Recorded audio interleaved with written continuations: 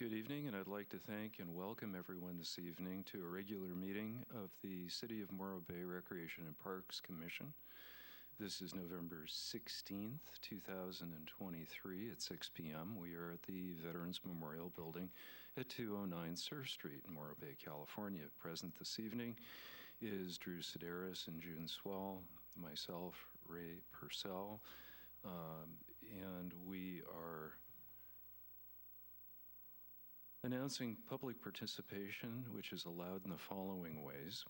Community members may attend the meeting in person at the Morro Bay Veterans Hall. Alternatively, members of the public may watch the meeting and speak during general public comment or on a specific agenda item by logging into the Zoom webinar using the information provided.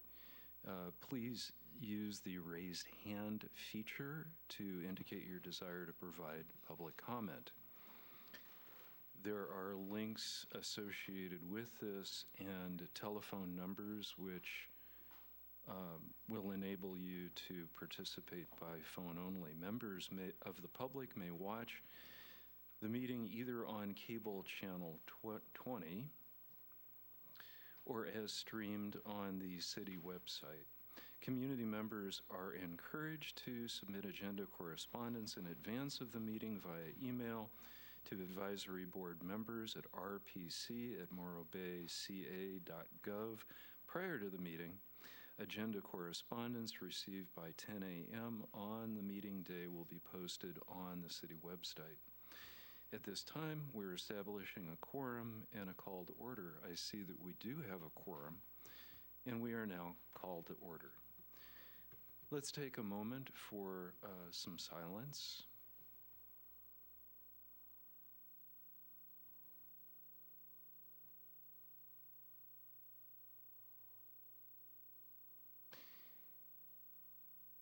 And I would like to ask Drew Sedaris to lead us in the Pledge of Allegiance. Okay.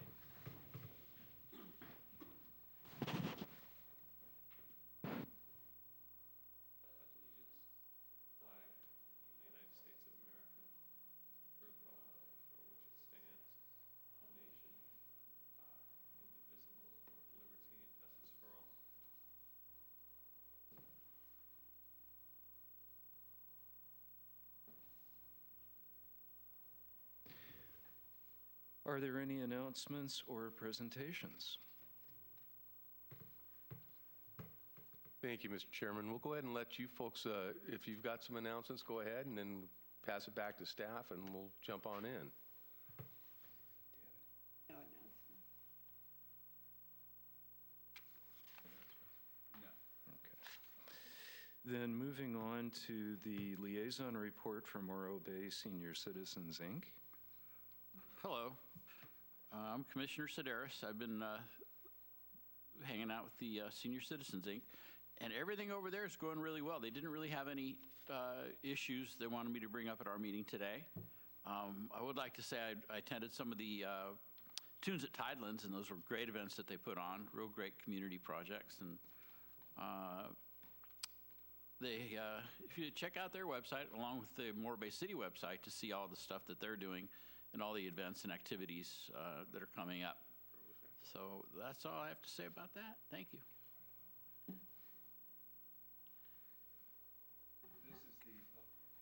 This is the public comment portion. Members of the audience wishing to address the board on business matters not on the agenda may do so at this time. For those desiring to speak on items on the agenda but unable to stay for the item may also address the board at this time.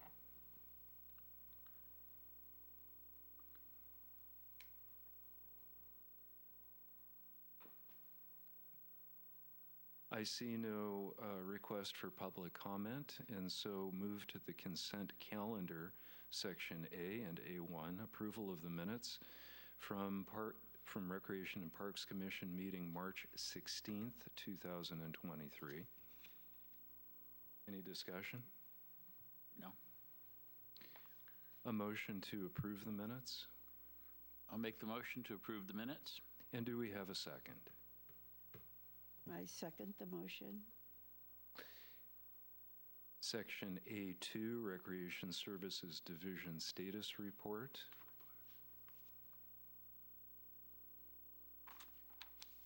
The staff recommendation is to receive and file. Is there any question, comment? No, I'll make the motion to receive and file. And is there a second? And I will second the motion. All in favor indicate by saying aye.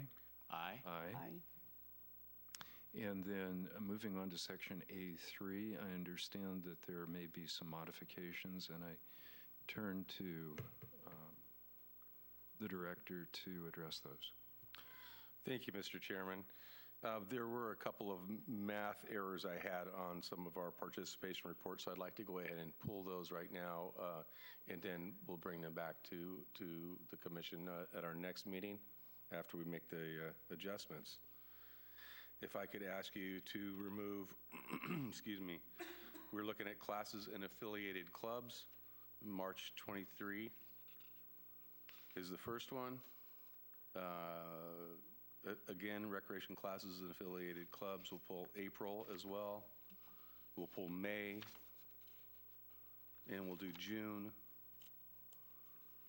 and August. Oop, and September and October. Then moving to our aquatics programs participation reports, we're going to pull the March report as well as April. And then youth and adult sports participation report we'll remove, or we'll pull at this time April and, oops, pardon me, April and May. Then will those be revisited in the January meeting? Yes, we'll bring those back to you adjusted in January. Thank you. And there should be no additional work on item A3 at this point, is that correct? That's correct, just up for your review and motion to receive and file. Good, great. Then we're moving on to public hearings. I see that there are none. Yes, before we move on, Mr. Chairman, we're going to need to go ahead and have a motion on A3. Oh, thank you. Is there any discussion on A3 or question? No. Do I have a motion and a second? I move that A3, certain selections be deferred to the January 2024 meeting. And Awesome. then pass the rest. I don't know what we're passing, but Yes, that's correct. I'll second the motion. All in favor of that moving forward to January of 2024, then please indicate by saying aye. Aye. Aye. And then again to public hearings, I understand there are none. And then moving on to item C, business items, staff report on parks projects. Yes, thank you, Mr. Chairman. Before we jump into business items, I misspoke, I believe, and staff, we do have some announcements we'd like to share before we move on to business items, if we could do that real quick. Absolutely. Angelica? Oh, Ken's up. And we've got a couple of slides we wanted to show.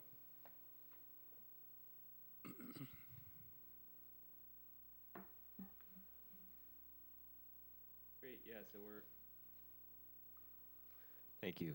Yeah, we're on the verge of starting our basketball season. We just put a bunch of the teams together, so on January 13th, the games will kick off for that program. That's most of the announcement I have.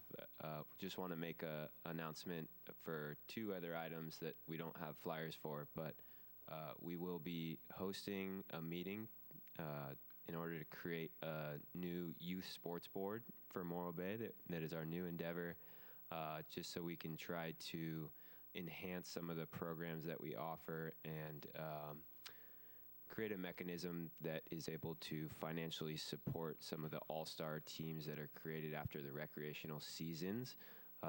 We're not able to fund those through like our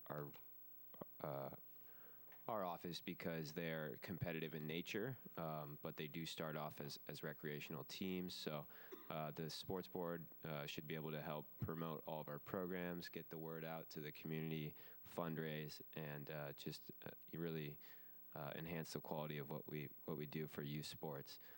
The other endeavor that we'll be starting will be to try to get feedback from the community based on adult sports that the community wants to see. So we have a survey that we're about to roll out to everybody in order to see what programs people want to see offered and certain times of year and the makeup of those programs. So we're excited about those two things as well. Is this a physical board you're talking about? Yeah, Sports board? yeah. So it would be, a board that had regular meetings, monthly, bi-monthly with, a president, treasurer, secretary. Oh, okay. I was thinking of a physical board announcing. Sorry. It's okay. Okay. That's it for me. Thank you, Mr. Zink. Good evening, Commissioners. It's holiday season, so I'm going to just present a few of our holiday events. We are starting with our very first one, which is Friday, December 1st. That will be our annual holiday tree lighting out at City Park. We begin at 3:30. This year we have the Children of Kids Club performing some carols, and then we also have the ukuleles, and the Morro Bay High School Choir will be performing and then leading a sing-along. And then we'll have some cookies, cider, and we actually have just had the local restaurant Kickers that is going to volunteer to also offer hot cocoa and churros at this event, which is kind of neat. And then we'll wait for Santa, and he'll get there on his red sleigh. And then the next day, what do you have to do? You have to feed Santa. So we'll have our breakfast with Santa here in this building at the Veterans Hall. It's Saturday, December 2nd. We'll do 9 a.m. to 11 a.m. And tickets are at pre-sale. It's $10 a ticket, and you get the pancake breakfast, which the local Kiwanis group will be cooking up, and you'll get an entry into the elf workshop with crafts and gift making, gingerbread, house making, hot cocoa, the whole thing. So, we also are doing our December Kids Night Out Christmas Pajama Party. This is an opportunity for parents to drop their kids off with us from 5 to 8. We do childcare, breakfast. We're going to have breakfast for dinner, which is every kid's favorite, and do crafts and things. And of course, you have to come in your favorite Christmas pajamas. And then as the school starts to close down for the holiday breaks, this year they close the whole week of Thanksgiving, and then 2.5 weeks at Christmas time, or at winter time. So we are offering our holiday hangouts, which is basically a holiday camp. The first one's next week, Monday, Tuesday, and Wednesday. It has a Thanksgiving expedition, turkey bowl kind of theme. And then we'll also host one in December, January time for the winter break as well. And that's all we have going. Thank you for the exciting holiday report. You're welcome.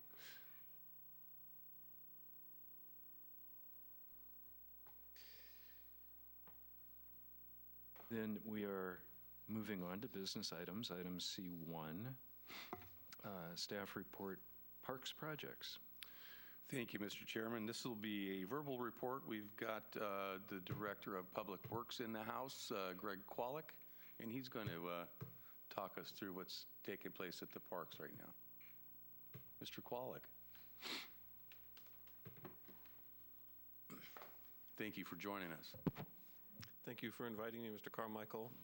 Thank you for the introduction, and Chair, members of the Rec and Park Commission, thank you for having me here. It's my first time here, so I know some of you, I've met some of you, but it's good to present. Me and Mr. Carmichael are trying to work out some schedule where either myself or someone on my staff can come and give a verbal update at your meetings. So we are putting that together. So I do have some updates on parks around town that I'll give, and I'll take questions after that. We'll talk about Lila Kaiser Park. Actually, some of you may have seen yesterday, we had some pretty severe winds in some sections of town. Took down some large branches in Lila Kaiser Park in the parking lot, and so we've had to block off part of that parking lot. We hope to have that reopened soon as we're able to get those limbs out of there. Further, we do have a capital project that is going out to bid hopefully next week, if not next week, then the following week, where we are going to repave Lila Kaiser parking lot. I'm sorry, Lila Kaiser Park parking lot, and we are going to add ADA spaces in that lot. And in general, I think it's going to look a lot cleaner and simpler. We know that parking lot has some challenges when there's softball there on the weekends. It just gets jam-packed. And so we are going to try to do striping in the best way possible where we could fit the most cars in there. Bayshore Bluffs Park, we spent a couple weeks deep cleaning picnic tables, concrete pads, trash cans that are made out of concrete with pressure washers. So that park has been cleaned up significantly. It looks great. In Monty Young, you may be familiar with the very tall fence that's adjacent to the tennis court. Maybe it's about 14 feet tall. And the way it was put up is there's almost like two chain links going across the same two posts. That probably was not an appropriate construction method. And what we're seeing is that those posts are not able to handle the weight that those chain links have. So we are currently getting quotes to replace that fencing so that it's constructed properly. It's also starting to rust in some areas, and we don't feel that it's a very safe fence at this point. So that is something that we're actively working on. At Del Mar Park, maintenance staff has recently been by to remove branches, and they also pruned some trees around the dog park. Pickleball courts, we are receiving bids on resurfacing the pickleball courts. So it's looking like that project is going to cost around $30,000, and that includes a full resand of the pickleball courts, and then some treatment after, and then painting and striping. This is being done at the request of the pickleball group and also funded by the pickleball group. So it's a good partnership we have there. Tennis courts, we have reached out to the manufacturer. There have been several complaints about the courts. We've reached out to the manufacturer of those courts to try to understand what the best method and approach is to rehab them. And really, their recommendation is to place more sand on that court and spread it out, and that will rehabilitate it to what it was. So that is the approach we're taking. The courts themselves are still in good shape. They just need a new layer of sand. So we've already purchased the material. I believe we're still waiting for the material to be delivered, and once we have it, when we get a maintenance crew available to do that, we'll get that done.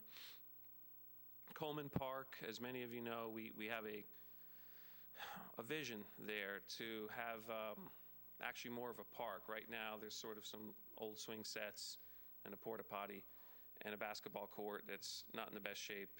And we hope to make that park into something bigger that more folks can use. We took to the PWAB and the City Council a couple of years ago some ideas about amenities we could include there. We're looking at having sort of like a circular plaza or stage. The vision there is there could even be small concerts or small weddings there. And concerts, kayakers could kind of paddle up and listen to, acoustic guitar or whatever. And then we also want to get the tribes involved to have some cultural installments at the park. So we have funding for this park. I think right now our funding is sitting at around $900,000. All of that is either grant funding or park in lieu funds. We were successful in obtaining a Prop 68 grant from the state at $600,000. It was a very competitive grant, and we did get it.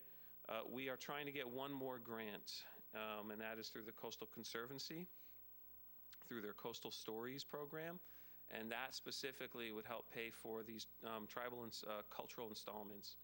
So we have had some challenges kind of getting all the tribes together and figuring out whose installment is going to go where. Would it be all in one place, or would each tribe have their own kind of location where they can I guess, have their own space to have a cultural experience for just that tribe. I think we're leaning that way. But we do envision that we'll have to get a tribal consultant to help us kind of navigate those issues. And that, of course, would be grant funded. A big part of that project, too, would be the dune rehabilitation. Right now, those dunes have ice plant all over them, which is not a native species. So part of the idea is, and this is maybe part of the idea why we believe we'll be competitive for the Coastal Stories grant, is because of that rehabilitation. Little known fact, if you're over there by that first parking lot, after the paved parking lot, there's the first dirt parking lot, and you see some small little mounds. And if you actually go over there, there's like utility boxes there. If you haven't seen those, you should take a look. Those are actually the old desalination intakes, and they're abandoned essentially. So we hope we can get enough money to remove those, just because if you are there, you know, you're in this beautiful, picturesque, natural place, and then there's kind of like industrial installations there. So ideally, we'd like to remove those. If we can't, we'll just have to deal with them for a bit longer. But that's Coleman Park. I do just want to call out, too, that we have budgeted around $240,000 for new playgrounds at the parks. We haven't had a chance to implement that yet, but it is something that, you know, we're discussing internally and trying to work into our prioritization. Just full disclosure, we have dozens of capital projects, many of which are, you know, over $100 million, or some have grant deadlines that we have to work at more aggressively. And so we do the best we can to prioritize parks projects because they are important to the community, but we also have some resource constraints in terms of implementation. So I just wanted to let you all know that. That's my report, and I'd be happy to take any questions.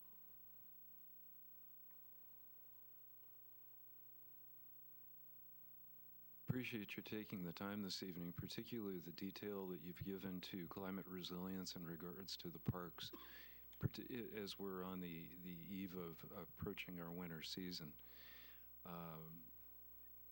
I appreciate that diligence. And has there been some discussion with the Filipino community regarding their monument at the Coleman Park area, which relates the story of Captain Unamono and his landing in either Morro Bay or Estero Bay? Thank you, Chair. I'd love to talk about that because it's a particular interest of mine to get the Filipino group to move that monument and to make it something more, because again, we do have this money coming in, and I spoke about tribes earlier, and I wasn't fully precise. That includes also the Filipino group, and the Coastal Stories program is understanding of that. And so we have met with representatives from the Filipino group and encouraged them to think of a bigger vision, that if we had some funding and they can kick in some funding, we could have something more than kind of a small rock with a plaque on it that's maybe difficult to read at best. I also am not crazy about the placement of their current monument, because in order to appreciate the monument, you have to stand in the bike path. And that bike path has e-bikes and all sorts of e-scooters and things like that are sometimes going at a high speed. And if you have several folks coming to look at the monument, it's just not a great place for the monument. So yeah, we have talked to the Filipino group about that. We think we can move it closer to where the swing sets are. And maybe they will, maybe they won't. I think they're happy with what they have because, to their credit, they were able to select a location where their rock that's in the ground, if you are looking at a certain angle, it's like the backdrop is then Moro Rock. It's really a beautiful place, but there are some space constraints there, so they can't really do much more there. But to answer your question shortly, yes, we're trying to get them to do something more with that. And are there other opportunities for collaboration or funding in the naturalization of that area, removing old desalination infrastructure and removal of ice plant, which can be indomitable? Yeah, it's a good question. We're relying on the Coastal Conservancy grant for that. There probably are other opportunities. I know, for example, the Morro Bay National Estuary Program would be interested in remediation of that. They're doing that this month on the sand spit. They're actually removing ice plants, I think this week, or maybe it was last week. So yeah, probably. But right now, our big fish is the Coastal Conservancy grant. We think we can maybe get $1.5 million. And with that budget plus the $900,000, we're looking at a substantial budget for park improvements. And those park improvements would include a new restroom. Just to give you a little background there, as you know, as some of you probably know, the restroom was like condemned. Structurally, it was not in good shape. It's a critical area for a restroom because you have folks walking from the Embarcadero up to the Rock, and it's kind of the midway point. And the Morro Rock restrooms are just not adequate for the amount of use that they get. And so, especially with the Coleman Park restroom gone. So, and particularly for women and children, especially for women, the line going into the women's restroom is just too long. And so our plan at Coleman Park is, rather than have a men's and women's section, it will just have 4 stalls. So, you can be whoever you want to be. You just go into the one single stall, and that way there'll be a lot more flow, and it'll be more equitable. Thank you for that excellent report. Are we ready to move on to item C2? I'm sorry. There's kind of a little pier down there by Coleman. Have you looked at maybe improving that for the kayakers? Or Yeah, thank you for the question. To be frank, no. That wouldn't be part of the scope of this project. It could be something we pursue down in the future. I'd want to work with Harbor on that. yeah, I was going to say it might be a Harbor Department issue. I'll say this, though, that the kayakers are at front of mind there, and I know there's been some hubbub in the community that we're going to take away the. I mean, yeah, no, we're not messing with what the kayakers do and the stand-up paddleboarders. We may make changes to that parking lot that many of them use, but they'll still have access to. I think it's called Mother's Beach. Yeah. I've heard Yes, it called it is. 3 different things, but Mother's Beaches, yeah. no.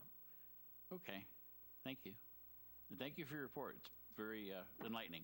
Sure. And I'll just also mention that we've of late been attending the Morro Bay Active Adults meetings, and that's been, I think, very positive. We've opened up some lines of communication there because I know there's been some concerns in the past. And so either I or our new maintenance division manager, Carlos Mendoza, will be in attendance to answer questions and assist. They are like killers at generating revenue, and they want to help the city, and they want to help the facilities here. And so obviously we want to take advantage of that and leverage that.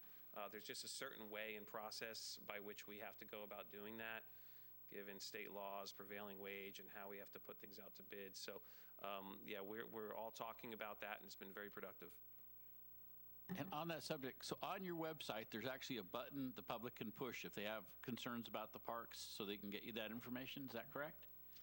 You're my hero for bringing that up, because I neglected to. But yeah, anytime someone has a request for service based on existing infrastructure, not like, oh, please build a Ferris wheel, but hey, I have a pothole in my street.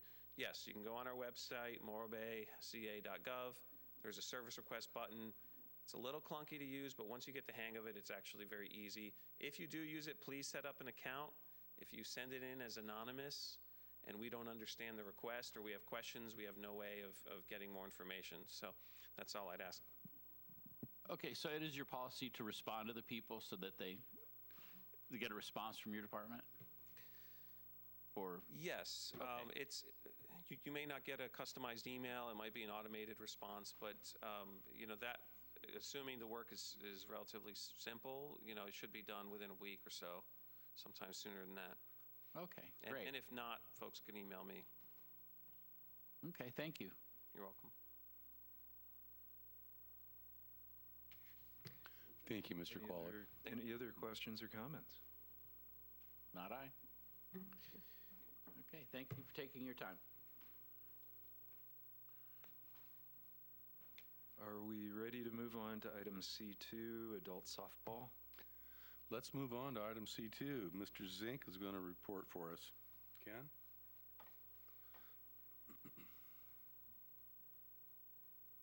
Thank you. Okay, so this is going back to fall of 2022. We hosted our co-ed fall adult softball program. Games were Monday nights at Lila Kaiser Park from October 24th through December 19th. We had 6 teams for, I believe it was the first time, and teams played the regular season. It ended in a tournament, and the team that won all the tournament games was crowned the champion and got some end-of-season shirts made to commemorate their victory. That's all I got. I'll take any happy to take any questions from the commission. Have there been any since the fall of 2022? Yes, so I have, I think, 2 or 3 other seasons to report on as we Okay. get through the items. Yeah, so we typically do softball year-round. We just take the winter off. So we have a fall season, a spring season, and a summer season. And if I could jump in, we're just catching up with a lot of these reports because we haven't had a meeting since March. Pardon me. So this one would have normally fallen on our January or March meeting. However, it was a busy year leading up to those meetings, and this report wasn't available at that time. So we are, again, catching up with a number of reports. Given that volume, would it be appropriate and correct to perhaps group these receive and file to one motion and vote? You certainly can. That would work. Mm-hmm. Or take them all, because I know, let me see, C14 is different in really in scope there. So you might want to go ahead and receive and file C1 through C13 once we do get through those reports. I also neglected to receive and file on the Parks Projects report under C1, and so we'll include those in for purposes of catching up. Let's continue then with the staff reports and items C2 through 13. That's Mr. Zink one more time.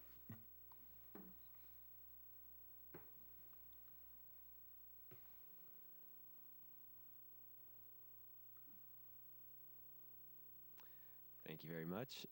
Yeah, so basketball in 23 went from really right after Thanksgiving until March 4th. We opened up the basketball league to first graders for the first time since its inception. Used to be 2nd through 8th grade, so wanted to make it available to more youth and get them started playing young so that they could develop a love and passion for the game. We partnered with the San Luis Obispo YMCA Basketball League in the divisions that we didn't have enough teams to play with just ourselves in a league. So we were able to partner with them to have some interleague games so that our teams wouldn't have to keep playing the same teams over and over again. Our league encompasses Morro Bay, Los Osos, Cayucas, Cambria, and we increased in numbers a bit. I think we got up to, let's see here, just about 250 players. And yeah, excited to keep building the basketball program in the Estero Bay area. So I'm happy to take any questions the commission may have on the basketball program.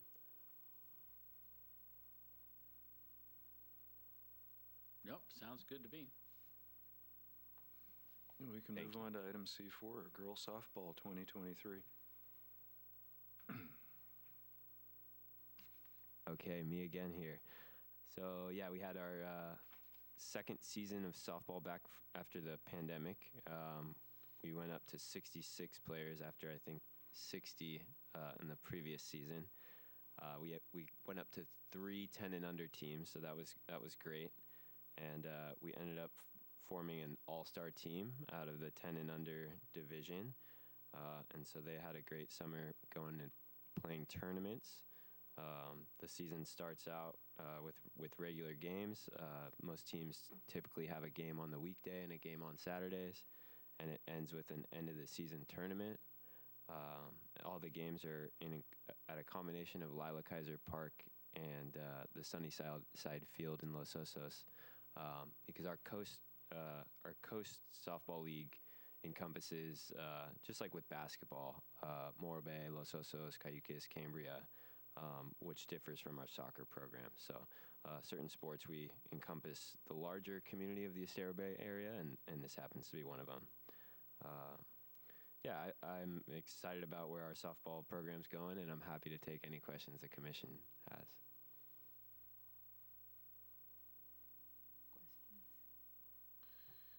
Very good. Item C5, Holiday Hangout, Brick Challenge Camp. Okay, I'm going to go up next. As I mentioned before, we host holiday camps during the holiday breaks, so I'm now reporting on spring of 2023. The San Luis Coastal takes a week off for spring break, so we offered a 5-day camp that spring. This time, this is our first of ever. We referred to it as a brick challenge camp, but bricks you also may know as Legos. But when I do a flyer, I can't put Legos on there, so we go with bricks. But this was neat. I noticed that kids just love Legos. They love building. It has so many components to it, like mentally, educationally. I mean, there's just so many different things that we go with along with that, and it's for everyone. So this camp was based on only building. So everything we did, every craft we did, every activity we did, even our outside games, everything we did had to do with the bricks. It was a well-attended. We had about 32 campers a day, which is one of our larger holiday hangout camps. And I think it was because of the nature of the camp that it was based on these bricks. It was based on building.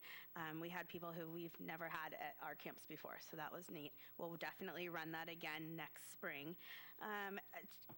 Registration revenue was up because of the amount of kids. Of course, our staffing always costs, but that was really my only cost because the bricks, I asked families to donate bricks because kids have a lot of Legos.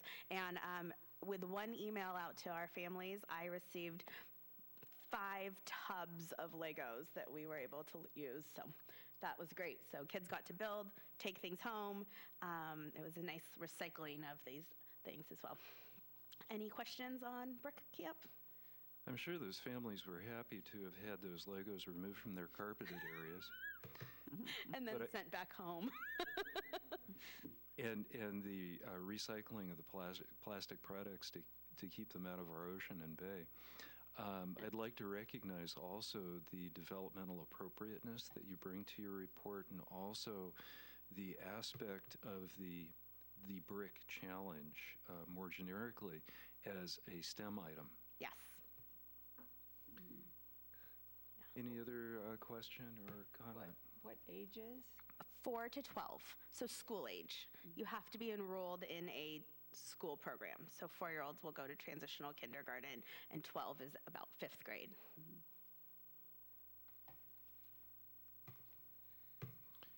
If there are no other questions or comments regarding item C5, we'll move on to C6, Adult Softball, Spring 2023.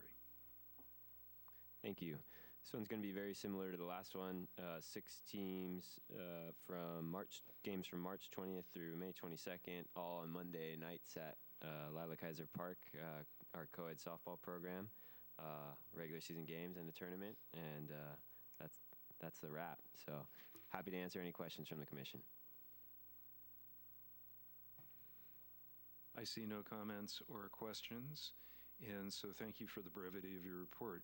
Moving on to item C7, Staff Report Futsal.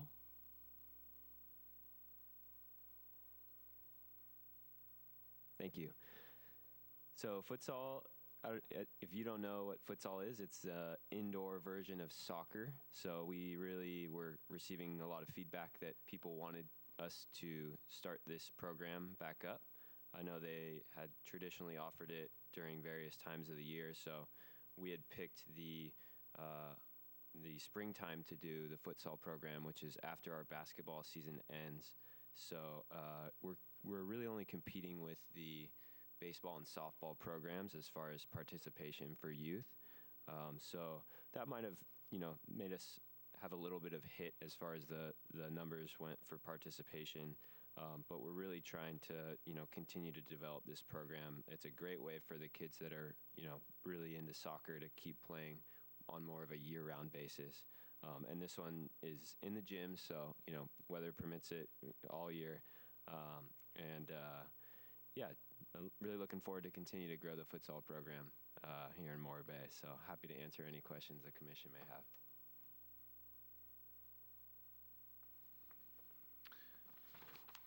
Excellent. Moving on to item C8, Mermaid, Sea Creature, and Pirate Parade 2023. We held our 15th annual Mermaid, Sea Creature, and Pirate Parade on May 13th. This is an annual parade we have. It started very small by former Mayor Janice Peters. She was the original creator of this event, and we've continued it on. We co-host it with Mark Tognazzini from Dockside. He provides the party, we do all of the other part.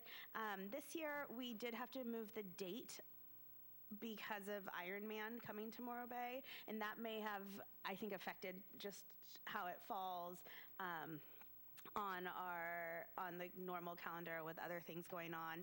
I want to say that might have been Mother's Day weekend, and that kind of affects things too. So people out of town. But we did have about 105 participants. Of course, they all bring an adult with them, so you have to up those numbers. This is a simple event that we host, and it's something that I think is just a tradition in Morro Bay, so we'll continue to host this. Any questions on this? Is there a dress up? Yeah, mermaid, pirate, or sea creature if you'd like. I noticed the term Kraken was removed.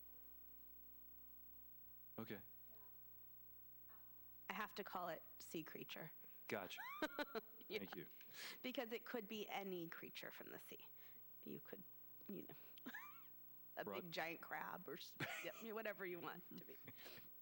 SpongeBob SquarePants. There we go. Good marine biology. Yeah. Staff report then, flag football 2023. Thank you. So flag football is near and dear to my heart. It's kind of my baby. I am a huge fan of flag football. It's a safe alternative to the tackle football that a lot of kids play. It's a non-collision version of the game of football where you just have to pull a flag instead of tackling. So I've found it to be a safe alternative that parents are much more inclined to enroll their kids in. So this year was our second season. We had first graders through eighth graders over summer. It's all Friday evenings at Lila Kaiser Park. So it's a little bit more relaxed in nature than some of the other programs. Families are able to really soak up the great atmosphere on Friday evenings out there, pull up a lawn chair and kick back and enjoy the games. And I found that it does offer a great chance at success for a wide range of players. It's all co-ed on the team, so boys and girls on the same team, and anybody can grab a football and run down the field. So I've really found that kids are apt to enjoy the game, and we had a little bit of increase from the first season to the second season. So I'm excited to see the program continue to grow and really have its own little community of coaches and players that are passionate about it, and it can feed right into the high school program. We actually were able to have not only our playoffs at the high school to wrap up the season, but then once our playoffs were over, we had a halftime demonstration for, I think it was the second home game at Morro Bay. So two of our teams in the youngest division, the Pee Wee division, got to play under the lights with a screaming fan base for the Morro Bay Pirates. It was amazing. Yeah, it was really cool. So happy to answer any questions the commission has about that program. No, I think that's a great program. And back in the olden days when I was a kid, I also liked flag football. Me too. Played every day after school. It's good that we're being mindful of collision sports and traumatic head injuries and so forth, particularly with regards to younger and head heavier people. So I hear no other questions or discussion regarding flag football. Moving on then to item C10, Junior Lifeguards 2023.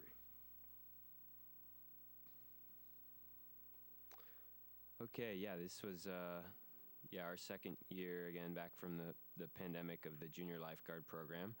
We had 4 sessions over summer after we did the lifeguard and training program for our staff for a week.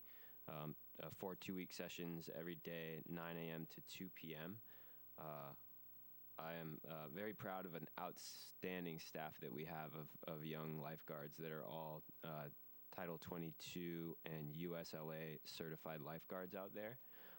Safety is paramount in this program when you're working with the rough conditions at Mora Rock. So we're lucky enough to have an outstanding coordinator named Sierra Emmerich and her team of outstanding lifeguards. It's a great program for life skills for youth to look up to older lifeguards, and then through the program learn some first aid, CPR, and life-saving techniques, and really to get more comfortable around the ocean, which is extremely important out here in Mora Bay. And they also have a lot of fun. They compete, and there's competitions at the end, and boogie boarding, surfing, a bunch of beach-related activities. We even brought out a soccer ball for some beach soccer this year, and there's also a harbor ops day where the harbor department takes them out on the boat.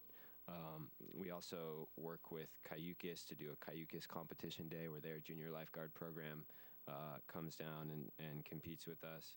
And we're excited to continue to become part of the bigger junior lifeguard program that's kind of going up and down the coast of California, looking to establish some connections between the Avila lifeguard program, Pismo, and start to kind of grow what we're able to do for the end of the summer competitions for the junior lifeguards, and hopefully send some of our kids to the bigger competitions, and so that they can try to reach a bigger goal.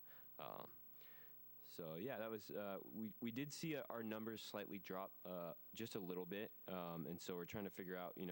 There's a free summer school program that is offered concurrently with the junior lifeguard program. So just trying to figure out what the best way to continue to promote and increase the participation in the junior lifeguard program as we move forward here. So happy to answer any questions from the commission. How are we doing for lifeguards? Is the resource pool improving? So I think as far as the beach lifeguards over summer, I don't think we have a shortage in that. I think the shortage is more so the pool during the hours when the students are in school. So with our aquatics center, the most difficulty that we have is staffing during school hours. We find that during the summer, a bunch of high school students want to lifeguard and work and get hours, but the one gap that we sometimes have a challenge to fill is getting lifeguards when they're in school. And Kirk can add more about that too if he has anything. What do we pay? Is that something that's reasonable to discuss the ranges? Yeah, Ken's right with the challenges. They're nationwide with lifeguarding, as I think you were alluding to, Commissioner Purcell. Our pay is competitive, we're finding, throughout the county.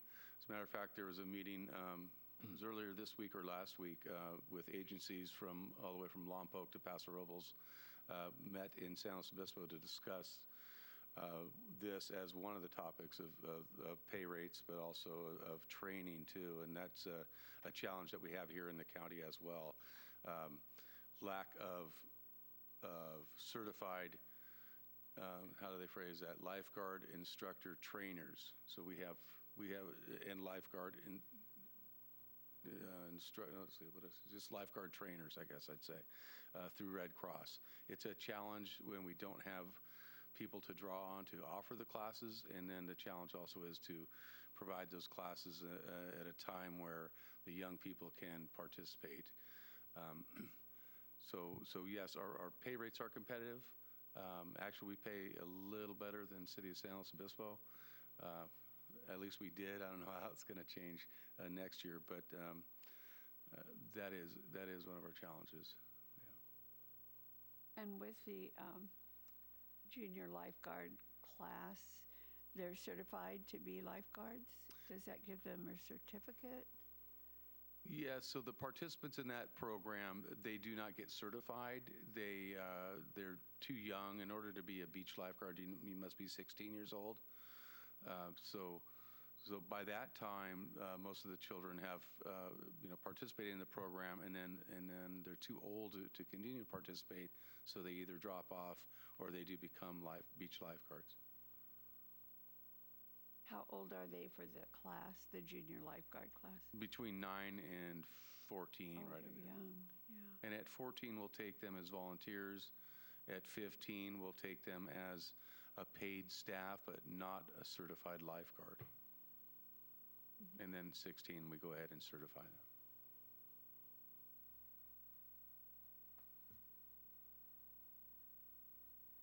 Hearing no questions or discussion, we're moving on to item C11 and staff report on adult softball for summer 2023. Thank you. Yeah, so for the summer softball, same thing. We had games on Monday nights at Lila Kaiser Park, and the season went from June 5th through August 7th. Regular season and a softball tournament at the end, and the winners were given end of season awards, and that's all I got. I'm happy to answer any questions.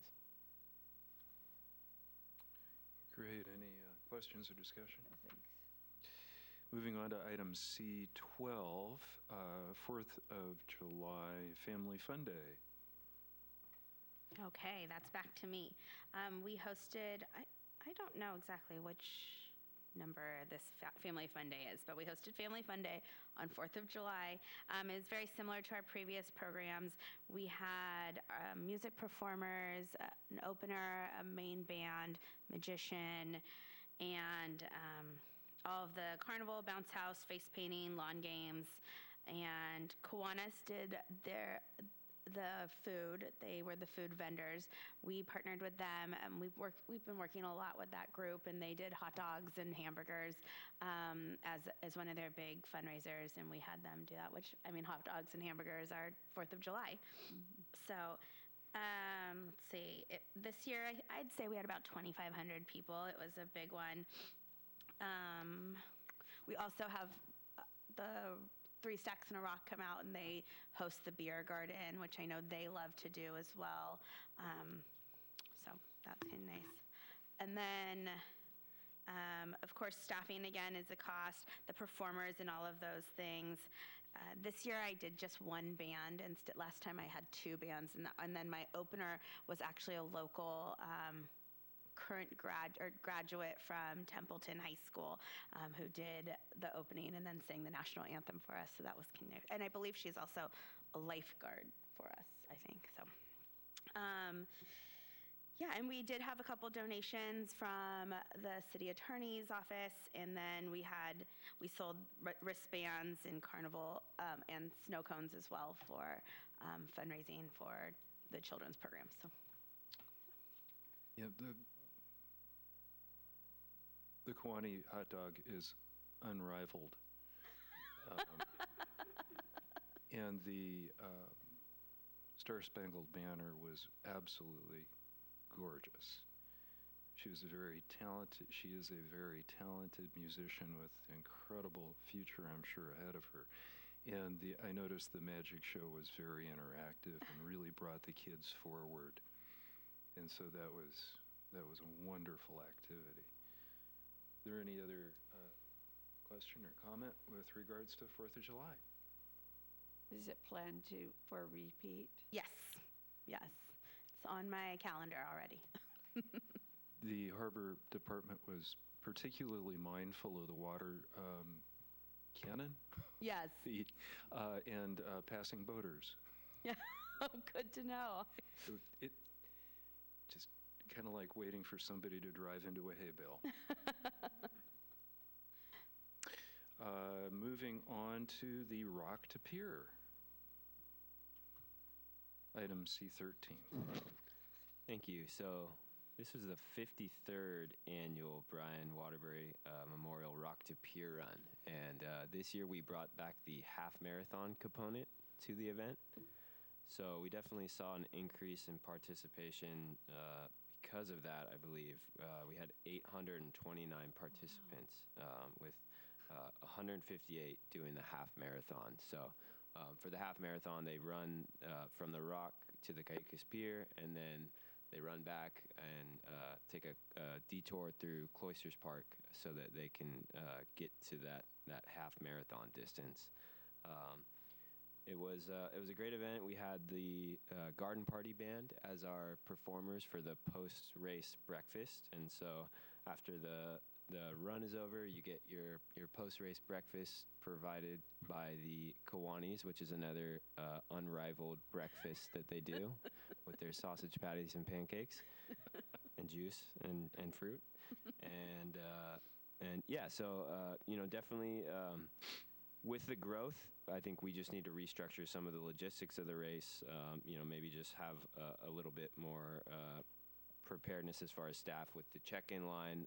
We had a lot of people, and so with the lifeguards being stationed out on the route, just to ensure safety being first, we have all of our staff out there, just in case anything happens. I think one of the things that we can improve for this year is just making sure that we're prepared for the large number of participants that we had. Other than that, it was great. I want to give a shout out to the Fitness Works, who leads the warm up for the event. So we were able to partner with the local gym, Fitness Works, and it's really just an outstanding tradition here in Morro Bay for the runners in the community and for all the people that are able to travel from all over the state and the country to participate in the race. Just talking to people, you meet a bunch of people from out of state and overseas, and it's really just a great event to showcase the area here. And I see that Kidsman Culligan also provided water. That's correct. Thank you for mentioning that too. Yeah, they've been partners with the race for years now too, and donate water for us too, because we have a good amount of water stations throughout the route. Do we have to make any particular accommodations for recycling during these kinds of events? So we bring in additional dumpsters for trash and recycling. That's how we do it, and we also have event receptacles for trash and recycling. So we're able to make sure that we're collecting all the recyclables. And I'm looking to see the cost recovery.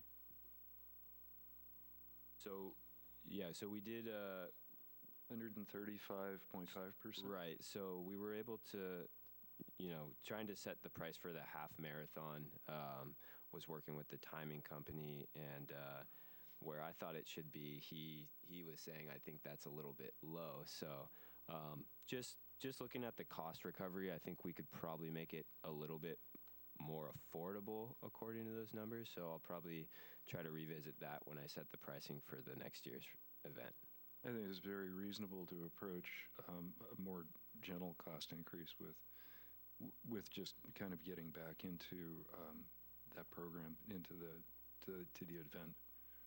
Sure. Yeah, it was a bit difficult to anticipate with the scale and I guess just the half marathon what the costs associated with would be.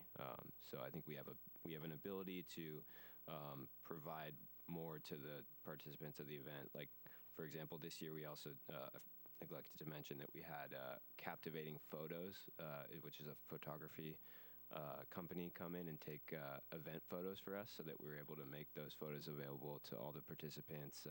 You can even look up your last name and see all the pictures that had you in them based on your bib number. They were able to cross-reference that, and they have a bunch of cool kind of overhead shots and stuff like that. So yeah, it was a good offering for the participants. Any other questions or comments on on item C13? So we're looking at items C1 through 13 at this point, and should there be no other question or comment, can I have a motion to approve for receipt and filing of those reports? Other than the change on C3, do we have to? Or we just took that out, didn't we? So, Correct. okay. So I move that we receive and file business items C1 through C13 and file. I hear a motion by June Swall, I second the motion. and then all in favor, aye? Aye. Aye. Any opposed? Hearing none opposed, receive and file. And then item C14, we need a vice chair. Mr. Chairman, I'm going to jump in real quick and breach Robert's Rules of Order and make a quick mention before we jump into C14. I wanted to mention that there are 2 seats that will be, there was 1 seat open right now, open and available due to Commissioner Davis's departure. And then Commissioner Carroll's seat is up in January. So we're looking for, or excuse me, we will be opening the application period within the next couple of weeks. So if you have anybody that you might know is interested in joining our commission, please mention it to them. And then I'll, of course, speak to Mr. Carroll about re-upping again. But I just wanted to make that announcement and make it be known that that 2 seats will be available and open as a start of next year. And then with that, I'll turn it back over to you, Mr. Chairman, to go ahead and work us through the procedures of nomination. I would need a parliamentarian, I think, to give me recommendation on how to proceed with this.